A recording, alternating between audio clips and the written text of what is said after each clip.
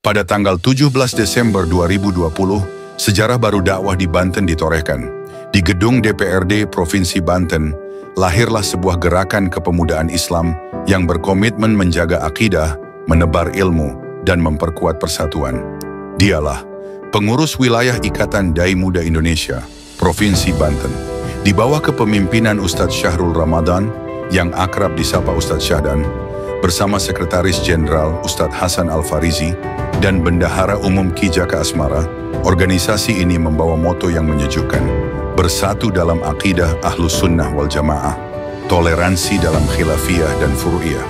Visinya jelas, menciptakan masyarakat religius, damai, moderat, optimis, dan penuh toleransi dalam bingkai negara kesatuan Republik Indonesia.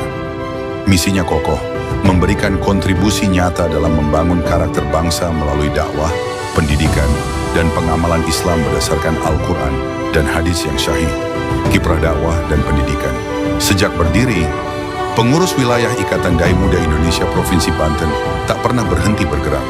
Mereka melahirkan pelatihan dai digital, menjawab tantangan zaman dengan dakwah berbasis teknologi. Mereka hadir di tengah derita, menyalurkan bantuan bagi korban letusan Semeru di Jawa Timur. Mereka juga mengulurkan tangan untuk korban banjir Banten. Ramadan bersama umat.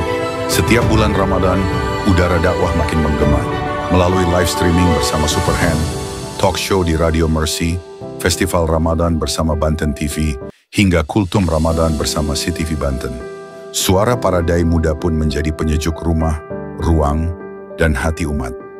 Kolaborasi dan jaringan pengurus wilayah Ikatan Dai Muda Indonesia, Provinsi Banten juga bersinergi dengan banyak lembaga. Bersama LAS Harfa, ACT, Airnav Indonesia, Ciril Indonesia, Superhand, Citra Madani, Pegadaian, Kebuli Abuya, Kebuli Bir Ali, Almas Free Chicken, hingga DPRD Banten. Bersama Airnav Indonesia, hadir mengantarkan cinta, doa, dan bantuan sebagai bukti bahwa ukhuwah Islamiyah tak mengenal batas jarak. Bahwa dari Banten, kita tetap bersama Palestina. Dan ketika Gunung Semeru memuntahkan laharnya, ribuan jiwa kehilangan rumah, harta, dan harapan. Pengurus wilayah Ikatan Dai Muda Indonesia Banten bersama LAS Harfa, Airnav, dan Ciril tak tinggal diam. Dengan semangat kepedulian, kami hadir, membagikan logistik, menguatkan hati, dan menyalakan kembali semangat mereka untuk bangkit. Sedikit, berat atau ringan, maka orang yang punya masalah mulia apa hina? Tergantung. Ulang-ulang, bebek, bebek, bebek, burung, burung, burung, burung, bebek, burung.